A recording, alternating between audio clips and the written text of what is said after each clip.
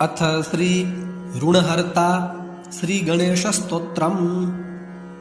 सृष्ट्यादौ ब्रह्मणा सम्यक् पूजितः फलसिद्धये, सदैव पार्वती पुत्र ऋणनाशं करोतु मे। त्रिपुरस्य वधात् पूर्वं शम्भुना सम्यगर्चितः, सदैव पार्वती पुत्र ऋणनाशं करोतु मे। हिरण्यकश्यपादीनां वधार्थे विष्णुनार्चितः, सदैव पार्वती पुत्र ऋणनाशं करोतु मे। महिषस्य वधे देव्या गणनाथः प्रपूजितः, सदैव पार्वती पुत्र ऋणनाशं करोतु मे। तारकस्य वधात् पूर्वं कुमारेण प्रपूजितः, सदैव पार्वती पुत्र ऋणनाशं करोतु मे। भास्करेण गणेशस्तु पूजितश्च विसिद्धये, सदैव पार्वती पुत्र ऋणनाशं करोतु मे। शशिना कान्तिसिद्ध्यर्थं पूजितो गणनायकः, सदैव पार्वती पुत्र ऋणनाशं करोतु मे। पालनाय च तपसा विश्वामित्रेण पूजितः, सदैव पार्वती पुत्र ऋणनाशं करोतु मे। इदं ऋणहरं स्तोत्रं तीव्रदारिद्र्यनाशनम्, एकवारं पठेन्नित्यं वर्षमेकं समाहितः। दारिद्र्यं दारुणं त्यक्त्वा कुबेरसमतां व्रजेत्। फडन्तोऽयं महामन्त्रः सार्धपञ्चदशाक्षरः, अस्येवायुतसङ्ख्याभिः पुरश्चरणमीरितमः। सहस्रावर्तनात् सद्यो वाञ्छितं लभते फलं, भूतप्रेतपिशाचानां नाशनं स्मृतिमात्रतः। जय जय श्री गणेश ऋणमुक्तिस्तोत्रम्। ओं तत्सत् श्री गणेशार्पणमस्तु। अथ श्री ऋणहर्ता श्री गणेशस्तोत्रम्। सृष्ट्यादौ ब्रह्मणा सम्यक् पूजितः फलसिद्धये, सदैव पार्वती पुत्र ऋणनाशं करोतु मे।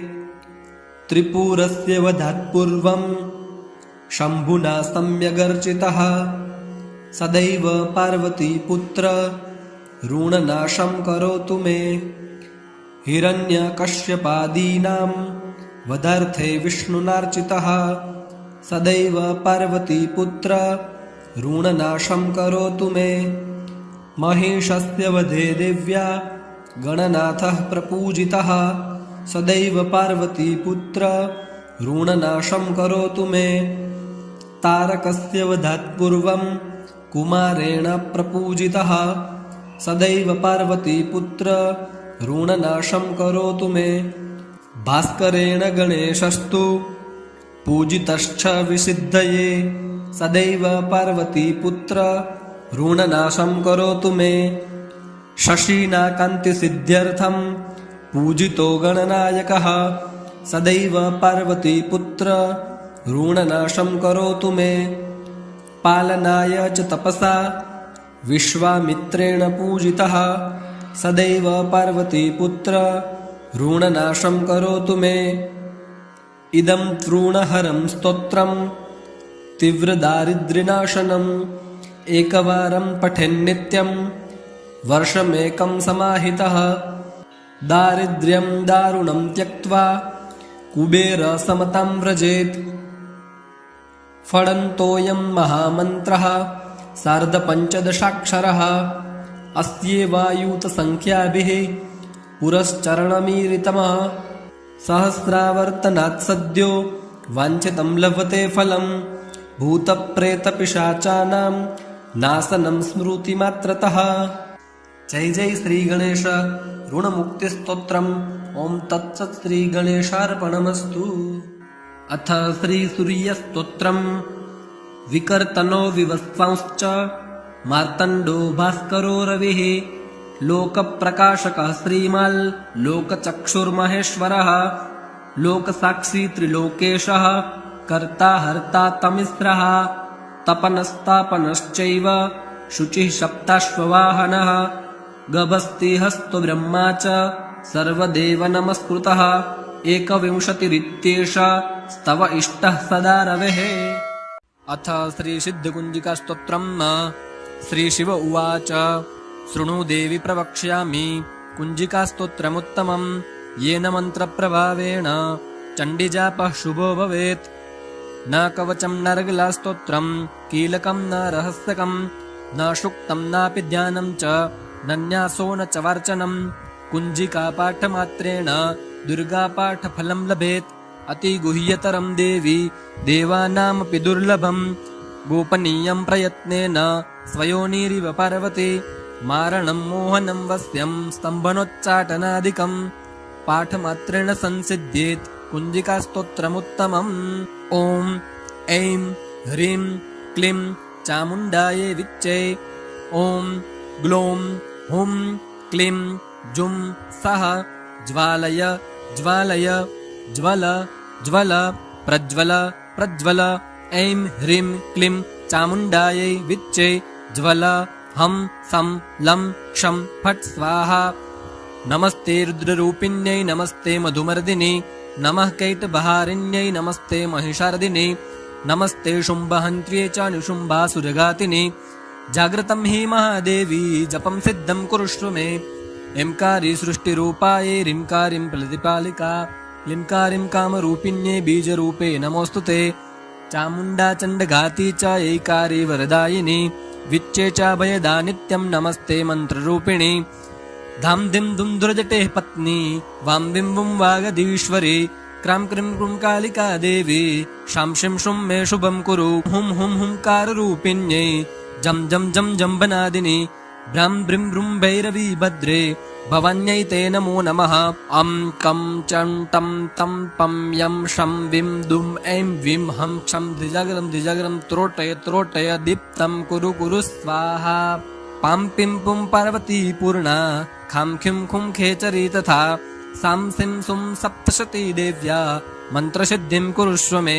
इदं तु कुञ्जिकास्तोत्रम् मन्त्रजागृति हेतवे अभक्तेनैव दातव्यम्। गोपितं रक्ष पार्वती यस्तु कुञ्जिकया देवी हीनां सप्तशतीं पठेत् न तस्य जायते सिद्धिः अरण्ये रोदनं यथा। अथ श्रीराम अष्टोत्तरशतनाम स्तोत्रम्। श्रीराघवं दशरथात्मजमप्रमेयम् सीतापतिं रघुकुलान्वयरत्नदीपम् आजानुबाहुमरविन्ददयालताक्षम् रामं निशाचरविनाशकरं नमामि। श्रीरामो रामभद्रश्च रामचन्द्रश्च शाश्वतः राजीवलोचनः श्रीमान् राजेन्द्रो रघुपुङ्गवः जानकीवल्लभो जैत्रो जितामित्रो जनार्दनः विश्वामित्रप्रियोदान्तः शरणत्राणतत्परः वालिप्रमथनो वाग्मी सत्यवाक्सत्यविक्रमः सत्यव्रतो व्रतधरः सदा हनुमदाश्रितः कौसलेयः करध्वंसी विराधवधपण्डितः विभीषणपरित्राता हरकोदण्डखण्डनः सप्ततालप्रभेत्ता च दशग्रीवशिरोहरः जामदग्न्यमहादर्प दरणस्ताटकान्तकः वेदान्तसारो वेदात्मा भवरोगस्य भेषजम् दूषणत्रिशिरोहन्ता त्रिमूर्तिस्त्रिगुणात्मकः त्रिविक्रमस्त्रिलोकात्मा पुण्यचारित्र्यकीर्तनः त्रिलोकरक्षको धन्वी दण्डकारण्यकर्तनः अहल्याशापशमनः पितृभक्तो वरप्रदः जितेन्द्रियो जितक्रोधो जितामित्रो जगद्गुरुः रुक्षवानरसङ्घाती चित्रकूटसमाश्रयः जयन्तत्राणवरदः सुमित्रापुत्रसेवितः सर्वादेवादिदेवश्च मृतवानरजीवनः मायामारीचहन्ता च महादेवो महाभुजः सर्वदेवस्तुतः सौम्यो ब्रह्मण्यो मुनिसंस्तुतः महायोगो महोदारः सुग्रीवेत्सीतराज्यदः सर्वपुण्यादिकफलः स्मृतसर्वाघनाशनः अनादिरादिपुरुषः महापुरुष एव च पुण्योदयोदयासारः पुराणपुरुषोत्तमः स्मितवक्रो स्मिताभाषी पूर्वभाषी च राघवः अनन्तगुणगम्भीरो धीरोदात्तगुणोत्तमः मायामानुषचारित्रो महादेवादिपूजितः सेतुकृज्जितवारीशः सर्वतीर्थमयो हरिः श्यामाङ्गः सुन्दरः शूरः पीतवासा धनुर्धरः सर्वयज्ञाधिपो यज्वा जरामरणवर्जितः शिवलिङ्गप्रतिष्ठाता सर्वापगुणवर्जितः परमात्मा परं ब्रह्म सच्चिदानन्दविग्रहः परं ज्योतिः परं धाम पराकाशः परात्परः परेशः पारगः पारः सर्वदेवात्मकः परः। जय जय श्री पद्मपुराणे उत्तरखण्डे श्रीराम अष्टोत्तरशतनाम स्तोत्रम्। ओं तत्सत् श्रीरामार्पणमस्तु। अथ श्री दारिद्र्यदहन शिवस्तोत्रम्। विश्वेश्वराय नरकार्णवतारणाय कर्णामृताय शशिशेखरधारणाय कर्पूरकान्तिधवलाय जटाधराय दारिद्र्यदुःखदहनाय नमः शिवाय। गौरीप्रियाय रजनीशकलाधराय कालान्तकाय भुजगाधिपकङ्कणाय गङ्गाधराय गजराजविमर्दनाय दारिद्र्यदुःखदहनाय नमः शिवाय। भक्तिप्रियाय भवरोगभयापहाय उग्राय दुर्गभवसागरतारणाय ज्योतिर्मयाय गुणनाम सुनृत्यकाय दारिद्र्यदुःखदहनाय नमः शिवाय। चर्माम्बराय शवभस्मविलेपनाय भालेक्षणाय मणिकुण्डलमण्डिताय मञ्जीरपादयुगलाय जटाधराय दारिद्र्यदुःखदहनाय नमः शिवाय। पञ्चाननाय फणिराजविभूषणाय हेमांशुकाय भुवनत्रयमण्डिताय आनन्दभूमिवरदाय तमोमयाय दारिद्र्यदुःखदहनाय नमः शिवाय। भानुप्रियाय भवसागरतारणाय कालान्तकाय कमलासनपूजिताय नेत्रत्रयाय शुभलक्षणलक्षिताय दारिद्र्यदुःखदहनाय नमः शिवाय। रामप्रियाय रघुनाथवरप्रदाय नागप्रियाय नरकार्णवतारणाय पुण्येषु पुण्यभरिताय सुरार्चिताय दारिद्र्यदुःखदहनाय नमः शिवाय। मुक्तेश्वराय फलदाय गणेश्वराय गीतप्रियाय वृषभेश्वरवाहनाय मातङ्गचर्मवसनाय महेश्वराय दारिद्र्यदुःखदहनाय नमः शिवाय। वसिष्ठेन कृतं स्तोत्रम् सर्वरोगनिवारणम् सर्वसम्पत्करं शीघ्रं पुत्रपौत्रादिवर्धनम् त्रिसन्ध्यं यः पठेन्नित्यं स हि स्वर्गमवाप्नुयात्। जय जय श्री वसिष्ठ विरचितं दारिद्र्यदुःखदहन शिवस्तोत्रम्। ओं तत्सत् श्री शिवार्पणमस्तु। अथ श्री रामरक्षास्तोत्रम्। अस्य श्री रामरक्षास्तोत्रमन्त्रस्य बुधकौशिकऋषिः श्री सीतारामचन्द्रो देवता अनुष्टुप् छन्दः सीताशक्तिः श्रीमद्हनुमान्कीलकम् श्रीरामचन्द्रप्रीत्यर्थे रामरक्षास्तोत्रजपे विनियोगः। अथ ध्यानम्। ध्यायेदाजानबाहुं धृतशरधनुषम् ध्यायेदाजानबाहुं धृतशरधनुषं बद्धपद्मासनस्थं पीतं वासो वसानं नवकमलदलस्पर्धिनेत्रं प्रसन्नं वामाङ्कारूढसीतामुखकमलमिलल्लोचनं नीरदाभं नानालङ्कारदीप्तं दधतमुरुजटामण्डनं रामचन्द्रं चरितं रघुनाथस्य शतकोटिप्रविस्तरम् एकैकमक्षरं पुंसां महापातकनाशनं ध्यात्वा नीलोत्पलश्यामं रामं राजीवलोचनं जानकीलक्ष्मणोपेतं जटामुकुटमण्डितं सासीतूणधनुर्बाण पाणिं नक्तञ्चरान्तकं स्वलीलया जगत्त्रात्तुम् आविर्भूतम् अजं विभुं रामरक्षां पठेत् प्राज्ञः प्रापग्निं सर्वकामदाम्। अथ कवचम्। शिरो मे राघवः पातु भालं दशरथात्मजः, कौसल्येयो दृशो पातु विश्वामित्रप्रियः श्रुति। घ्राणं पातु मखत्राता मुखं सौमित्रिवत्सलः, जिह्वं विद्यानिधिः पातु कण्ठं भरतवन्दितः। स्कन्धौ दिव्यायुधः पातु भुजौ भग्नेशकार्मुकः, करौ सीतापतिः पातु हृदयं जामदग्न्यजित्। मध्यं पातु खरध्वंसी नाभिं जाम्बवदाश्रयः, गुह्यं जितेन्द्रियः पातु पृष्ठः पातु रघुत्तमः।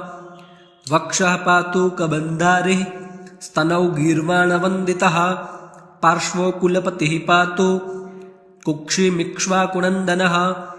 सुग्रीवेशः कटी पातु शक्तिनी हनुमत्प्रभुः, ऊरू रघुत्तमः पातु रक्षः कुलविनाशकृत्। जानुनी सेतुकृत् पातु जङ्घे दशमुखान्तकः, पादौ विभीषणस्त्रीदः पातु रामोऽखिलं वपुः। एतां रामबलोपेतां रक्षां यः सुकृतिं पठेत्, सः चिरायुः सुखी पुत्री विजयी विनयी भवेत्। पातालभूतलव्योम चारिणश्छद्मचारिणः, न द्रष्टुमपि शक्तास्ते रक्षितं रामनामभिः। रामेति रामभद्रेति रामचन्द्रेति वा स्मरन्, नरो न लिप्यते पापैर्भुक्तिं मुक्तिं च विन्दति। जगजैत्रेकमन्त्रेण रामनाम्नाभिरक्षितं, यः कण्ठे धारयेत्तस्य करस्थः सर्वसिद्धयः। वज्रपञ्जरनामेदं यो रामकवचं स्मरेत्, अव्याहताग्नः सर्वत्र लभते जयमङ्गलम्। आदिष्टवान् यथा स्वप्ने रामरक्षामिमं हरः, तथा लिखितवान् प्रातः प्रबुद्धो बुद्धकौशिकः। आरामः कल्पवृक्षाणां विरामः सकलापदाम्, अभिरामस्त्रिलोकानां रामः श्रीमान् सनः प्रभुः। तरुणौ रूपसम्पन्नौ सुकुमारौ महाबलौ, पुण्डरीकविशालाक्षौ चिरकृष्णाजिनाम्बरौ। फलमूलाशिनौ दान्तौ तापसौ ब्रह्मचारिणौ, पुत्रौ दशरथस्येतौ भ्रातरौ रामलक्ष्मणौ। शरण्यौ सर्वसत्त्वानां श्रेष्ठौ सर्वधनुष्मतां, रक्षः कुलनिहन्तारौ त्रायेतां नो रघुत्तमौ। आत्तसज्जधनुषा विशुस्पृशौ अक्षयाशूगनिषङ्गसङ्गिनौ, रक्षणाय मम रामलक्ष्मणौ अग्रतः पथि सदैव गच्छताम्। सन्नद्धः कवची खड्गी चापबाणधरो युवा, यच्छन्मनोरथोऽस्माकं रामः पातु स लक्ष्मणः। रामो दाशरथी शूरो लक्ष्मणानुचरो बली, काकुत्स्थः पुरुषः पूर्णः कौसल्येयो रघुत्तमः। वेदान्तवैद्यो यज्ञेशः पुराणपुरुषोत्तमः, जानकीवल्लभः श्रीमान् अप्रमेयपराक्रमः। इत्येतानि जपन्नित्यं मद्भक्तः श्रद्धयान्वितः, अश्वमेधादिकं पुण्यं सम्प्राप्नोति न संशयः। भगवद्वसिष्ठ श्रीबूधकौशिकप्रणीतं वज्रपञ्जरं नाम श्रीरामकवचं सम्पूर्णम्। ॐ तत्सत् श्रीरामार्पणमस्तु।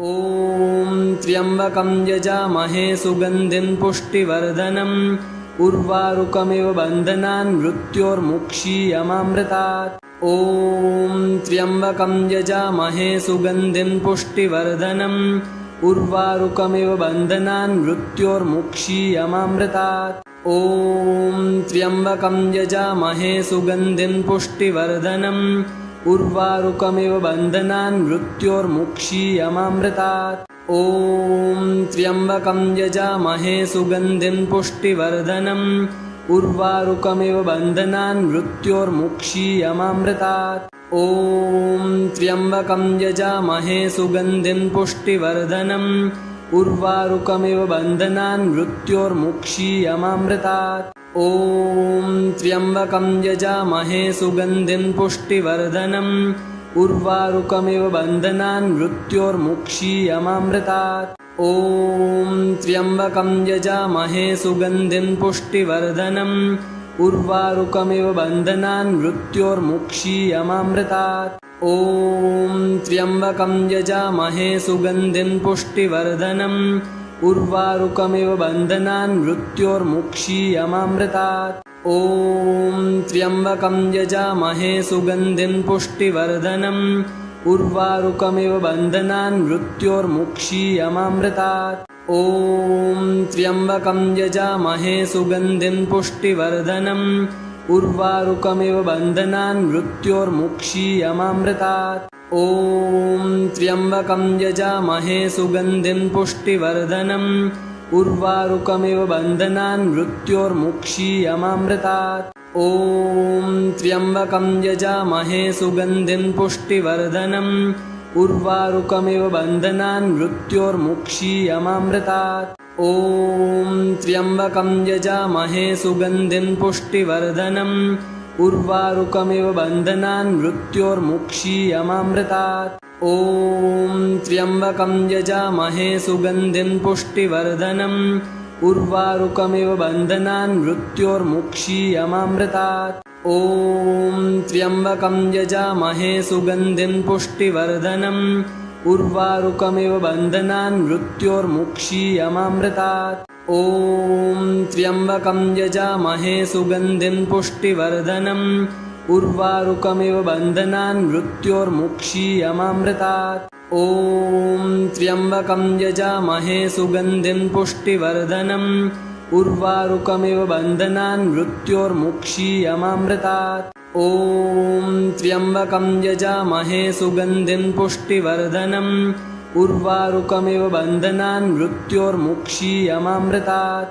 ॐ त्र्यम्बकं यजामहे सुगन्धिं पुष्टिवर्धनम् उर्वारुकमिव बन्धनान् मृत्योर्मुक्षीयमामृतात् ॐ त्र्यम्बकं यजामहे सुगन्धिं पुष्टिवर्धनम् उर्वारुकमिव बन्धनान् मृत्योर्मुक्षीयमामृतात् ॐ त्र्यम्बकं यजामहे सुगन्धिं पुष्टिवर्धनम् उर्वारुकमिव बन्धनान् मृत्योर्मुक्षीयमामृतात् ॐ त्र्यम्बकं यजामहे सुगन्धिं पुष्टिवर्धनम् उर्वारुकमिव बन्धनान् मृत्योर्मुक्षीयमामृतात् ॐ त्र्यम्बकं यजामहे सुगन्धिं पुष्टिवर्धनम् उर्वारुकमिव बन्धनान् मृत्योर्मुक्षीयमामृतात् ॐ त्र्यम्बकं यजामहे सुगन्धिं पुष्टिवर्धनम् उर्वारुकमिव बन्धनान् मृत्योर्मुक्षीयमामृतात्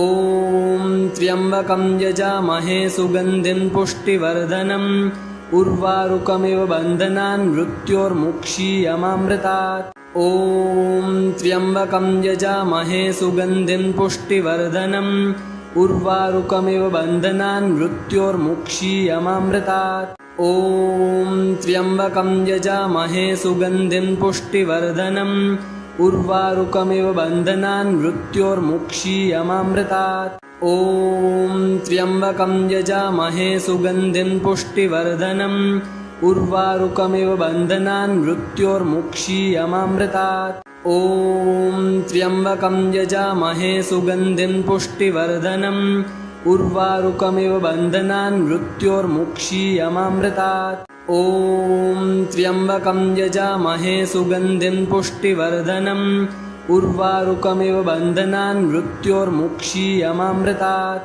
ॐ त्र्यम्बकं यजामहे सुगन्धिं पुष्टिवर्धनम् उर्वारुकमिव बन्धनान् मृत्योर्मुक्षीयमामृतात् ॐ त्र्यम्बकं यजामहे सुगन्धिं पुष्टिवर्धनम् उर्वारुकमिव बन्धनान् मृत्योर्मुक्षीयमामृतात् ॐ त्र्यम्बकं यजामहे सुगन्धिं पुष्टिवर्धनम् उर्वारुकमिव बन्धनान् मृत्योर्मुक्षीयमामृतात् ॐ त्र्यम्बकं यजामहे सुगन्धिं पुष्टिवर्धनम् उर्वारुकमिव बन्धनान् मृत्योर्मुक्षीयमामृतात् ॐ त्र्यम्बकं यजामहे सुगन्धिं पुष्टिवर्धनम् उर्वारुकमिव बन्धनान् मृत्योर्मुक्षीयमामृतात्। ॐ त्र्यम्बकं यजामहे सुगन्धिं पुष्टिवर्धनम् उर्वारुकमिव बन्धनान् मृत्योर्मुक्षीयमामृतात्।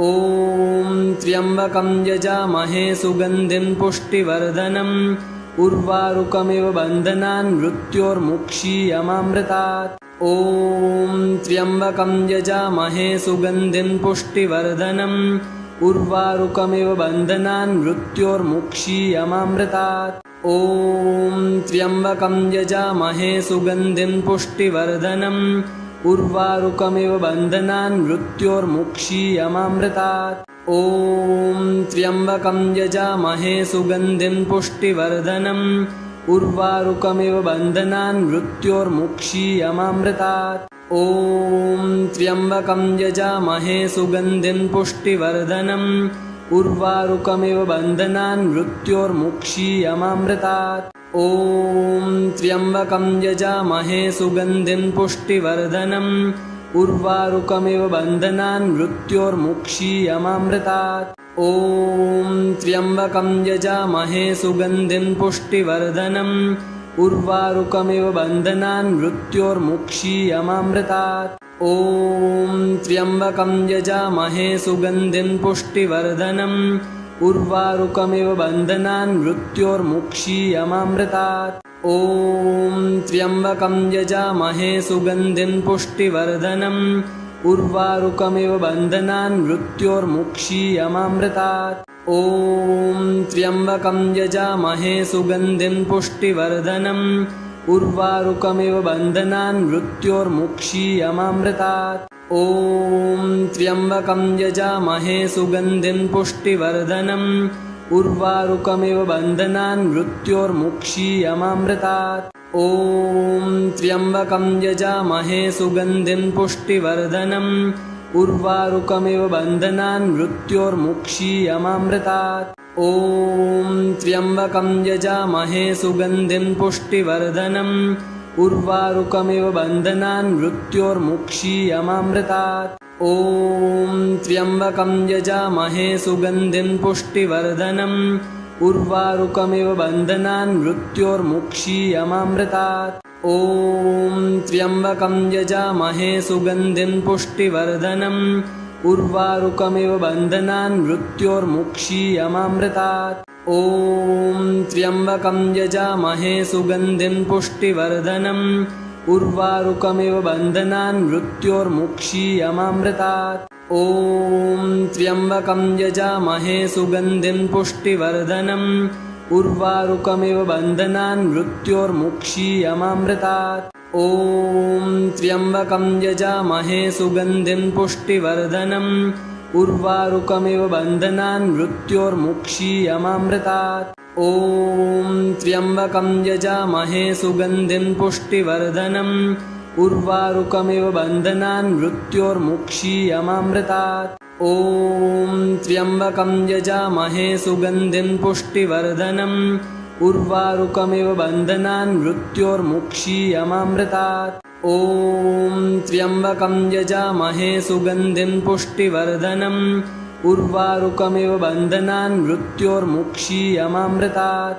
ॐ त्र्यम्बकं यजामहे सुगन्धिं पुष्टिवर्धनम् उर्वारुकमिव बन्धनान् मृत्योर्मुक्षीयमामृतात्। ॐ त्र्यम्बकं यजामहे सुगन्धिं पुष्टिवर्धनम् उर्वारुकमिव बन्धनान् मृत्योर्मुक्षीयमामृतात्। ॐ त्र्यम्बकं यजामहे सुगन्धिं पुष्टिवर्धनम् उर्वारुकमिव बन्धनान् मृत्योर्मुक्षीयमामृतात्। ॐ त्र्यम्बकं यजामहे सुगन्धिं पुष्टिवर्धनम् उर्वारुकमिव बन्धनान् मृत्योर्मुक्षीयमामृतात्। ॐ त्र्यम्बकं यजामहे सुगन्धिं पुष्टिवर्धनम् उर्वारुकमिव बन्धनान् मृत्योर्मुक्षीयमामृतात्। ॐ त्र्यम्बकं यजामहे सुगन्धिं पुष्टिवर्धनम् उर्वारुकमिव बन्धनान् मृत्योर्मुक्षीयमामृतात्। ॐ त्र्यम्बकं यजामहे सुगन्धिं पुष्टिवर्धनम् उर्वारुकमिव बन्धनान् मृत्योर्मुक्षीयमामृतात्। ॐ त्र्यम्बकं यजामहे सुगन्धिं पुष्टिवर्धनम् उर्वारुकमिव बन्धनान् मृत्योर्मुक्षीयमामृतात्। ॐ त्र्यम्बकं यजामहे सुगन्धिं पुष्टिवर्धनम् उर्वारुकमिव बन्धनान् मृत्योर्मुक्षीयमामृतात्। ॐ त्र्यम्बकं यजामहे सुगन्धिं पुष्टिवर्धनम् उर्वारुकमिव बन्धनान् मृत्योर्मुक्षीयमामृतात्। ॐ त्र्यम्बकं यजामहे सुगन्धिं पुष्टिवर्धनम् उर्वारुकमिव बन्धनान् मृत्योर्मुक्षीयमामृतात्। ॐ त्र्यम्बकं यजामहे सुगन्धिं पुष्टिवर्धनम् उर्वारुकमिव बन्धनान् मृत्योर्मुक्षीयमामृतात्। ॐ त्र्यम्बकं यजामहे सुगन्धिं पुष्टिवर्धनम् उर्वारुकमिव बन्धनान् मृत्योर्मुक्षीयमामृतात्। ॐ त्र्यम्बकं यजामहे सुगन्धिं पुष्टिवर्धनम् उर्वारुकमिव बन्धनान् मृत्योर्मुक्षीयमामृतात्। ॐ त्र्यम्बकं यजामहे सुगन्धिं पुष्टिवर्धनम् उर्वारुकमिव बन्धनान् मृत्योर्मुक्षीयमामृतात्। ॐ त्र्यम्बकं यजामहे सुगन्धिं पुष्टिवर्धनम् उर्वारुकमिव बन्धनान् मृत्योर्मुक्षीयमामृतात्। ॐ त्र्यम्बकं यजामहे सुगन्धिं पुष्टिवर्धनम् उर्वारुकमिव बन्धनान् मृत्योर्मुक्षीयमामृतात्। ॐ त्र्यम्बकं यजामहे सुगन्धिं पुष्टिवर्धनम् उर्वारुकमिव बन्धनान् मृत्योर्मुक्षीयमामृतात्। ॐ त्र्यम्बकं यजामहे सुगन्धिं पुष्टिवर्धनम् उर्वारुकमिव बन्धनान् मृत्योर्मुक्षीयमामृतात्। ॐ त्र्यम्बकं यजामहे सुगन्धिं पुष्टिवर्धनम् उर्वारुकमिव बन्धनान् मृत्योर्मुक्षीयमामृतात्। ॐ त्र्यम्बकं यजामहे सुगन्धिं पुष्टिवर्धनम् उर्वारुकमिव बन्धनान् मृत्योर्मुक्षीयमामृतात्। ॐ त्र्यम्बकं यजामहे सुगन्धिं पुष्टिवर्धनम् उर्वारुकमिव बन्धनान् मृत्योर्मुक्षीयमामृतात्। ॐ त्र्यम्बकं यजामहे सुगन्धिं पुष्टिवर्धनम् उर्वारुकमिव बन्धनान् मृत्योर्मुक्षीयमामृतात्। ॐ त्र्यम्बकं यजामहे सुगन्धिं पुष्टिवर्धनम् उर्वारुकमिव बन्धनान् मृत्योर्मुक्षीयमामृतात्। ॐ त्र्यम्बकं यजामहे सुगन्धिं पुष्टिवर्धनम् उर्वारुकमिव बन्धनान् मृत्योर्मुक्षीयमामृतात्। ॐ त्र्यम्बकं यजामहे सुगन्धिं पुष्टिवर्धनम् उर्वारुकमिव बन्धनान् मृत्योर्मुक्षीयमामृतात्। ॐ त्र्यम्बकं यजामहे सुगन्धिं पुष्टिवर्धनम् उर्वारुकमिव बन्धनान् मृत्योर्मुक्षीयमामृतात्। ॐ त्र्यम्बकं यजामहे सुगन्धिं पुष्टिवर्धनम् उर्वारुकमिव बन्धनान् मृत्योर्मुक्षीयमामृतात्। ॐ त्र्यम्बकं यजामहे सुगन्धिं पुष्टिवर्धनम् उर्वारुकमिव बन्धनान् मृत्योर्मुक्षीयमामृतात्। ॐ त्र्यम्बकं यजामहे सुगन्धिं पुष्टिवर्धनम् उर्वारुकमिव बन्धनान् मृत्योर्मुक्षीयमामृतात्। ॐ त्र्यम्बकं यजामहे सुगन्धिं पुष्टिवर्धनम् उर्वारुकमिव बन्धनान् मृत्योर्मुक्षीयमामृतात्। ॐ त्र्यम्बकं यजामहे सुगन्धिं पुष्टिवर्धनम् उर्वारुकमिव बन्धनान् मृत्योर्मुक्षीयमामृतात्। ॐ त्र्यम्बकं यजामहे सुगन्धिं पुष्टिवर्धनम् उर्वारुकमिव बन्धनान् मृत्योर्मुक्षीयमामृतात्। ॐ त्र्यम्बकं यजामहे सुगन्धिं पुष्टिवर्धनम् उर्वारुकमिव बन्धनान् मृत्योर्मुक्षीयमामृतात्। ॐ त्र्यम्बकं यजामहे सुगन्धिं पुष्टिवर्धनम् उर्वारुकमिव बन्धनान् मृत्योर्मुक्षीयमामृतात्।